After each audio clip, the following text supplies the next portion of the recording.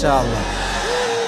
যারা প্রতারক, যারা বিশ্বাসঘাতক, যাদের কথা কাজে মিল নাই, এদের সাথে কোনো সম্পর্কের দরকার নাই, এদের জন্য আল্লাহ একাই যথেষ্ট। ঠিক কিনা বলেন যুবকেরা? আমরা তো বড় মনের মানুষ, আমরা তো ব্রড মাইন্ডেড পার্সোনালিটি বিলং করি, আমরা মাফ করে দিব, বাদ বাকি আল্লাহ ভরসা। ঠিক কিনা যুবকেরা? তাহলে প্রথম মেসেজ আজকের এই মাহফিলে, এই যে আমাদের হৃদয়টা আছে, এই হৃদয়ে কোনো হিংসা বিদ্বেষ থাকবে না, কারোর জন্য কোনো প্রতিশোধ থাকবে না। একটা সুন্দর হাদিস শোনাই।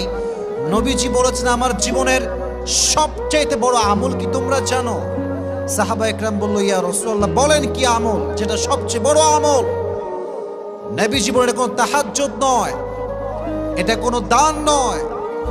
ইন ইসতাতা'তা আন তুসবিহা ওয়া তুমসিয়া ওয়া লাইসা ফি কলবিকা গাশশুন লিআহাদিন ফাফআল যালিক ওয়া যালিকা মিন